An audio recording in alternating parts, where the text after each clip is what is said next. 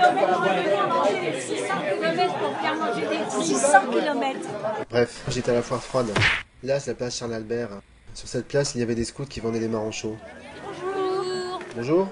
Juste à côté, il y avait des gens qui vendaient des rissolés, des croquettes des pommes de terre en fait. Juste à côté, ils vendaient des beignets et des tartes aux pommes, et des bugnes. Bonjour, je voudrais une bugne. Merci. Mais il y avait surtout la fabrication du jus de pomme. Pour faire du jus de pomme, il faut des pommes, beaucoup de pommes. Un broyeur de pommes qui fait du hachis de pommes qu'on met dans un pressoir à pommes. Et je crois qu'on peut presser d'autres fruits dedans. Bref, on remplit le pressoir et on referme avec un système de canne en bois. On actionne un levier. En fait, on presse.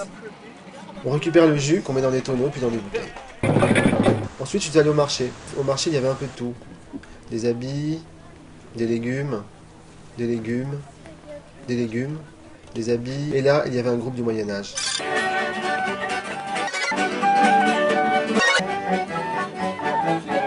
Ouais, je suis allé voir Pierre Brugière. Pierre, qu'est-ce que la foire froide? C'est une foire qui existe depuis le XIVe siècle. Les agriculteurs qui allaient attaquer la partie hiver, qui allaient donc hiverner, avaient besoin d'une part de matière et d'autre part de vendre leur production.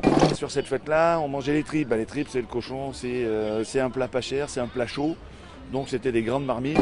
Ok, Pierre m'a donc emmené manger des tripes en face de l'église, au Saint-Roch, chez Maude. Maude, c'est elle. Pierre, parle-moi un peu des tripes, parce que moi, les tripes, c'est pas mon trip. Il y a 9 recettes différentes. Ça va de la buzèque à la trope à la mythe de Caen et ainsi de suite. Enfin, c'est... Voilà. Ça a l'air délicieux. Tiens, serre-moi une belle assiette, Robert. Merci, Robert. Ah, on dirait que l'ambiance commence à prendre. C'est ça la foire froide, alors. Pierre?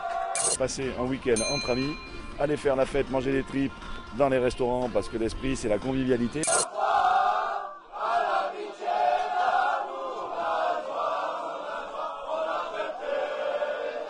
Direction un autre resto à l'autre bout de la ville. Menu, tripes à l'ancienne et tripes à la mode de Caen. Mais pourquoi on mange des tripes à la foire froide?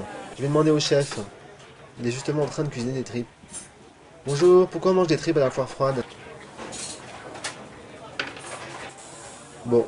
Pourquoi on mange des tripes à la foire froide? Une tradition qui dure depuis 7 siècles. En principe, c'est le plat du pauvre. C'est vrai que ça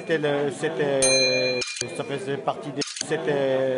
Alors bon, la tradition perdure. Donc c'est la tradition. En tout cas, ils ont fait 600 km pour en manger des tripes. Faire manger des 600 kilomètres. 600 km, Pierre, tu trouves ça normal, toi? C'est les grandes tablées. Vous retrouvez, il n'existe pas de tablée de 4. On se retrouve forcément avec 20 personnes, avec des gens qu'on ne connaît pas. Mais l'esprit est là, quoi.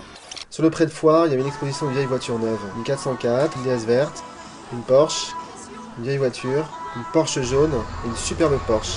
Il y avait même une Simca. Bref, dans les rues piétonnes, on pouvait jouer avec des jeux en bois et avec des percus. Des jeux en bois, des percus, des jeux en bois, des percus. Bref. À la foire froide, il y avait aussi une fête foraine avec un manège, des ballons roses, des autotampons, mais surtout le train de la mine infernale. Bref, j'étais à la foire froide.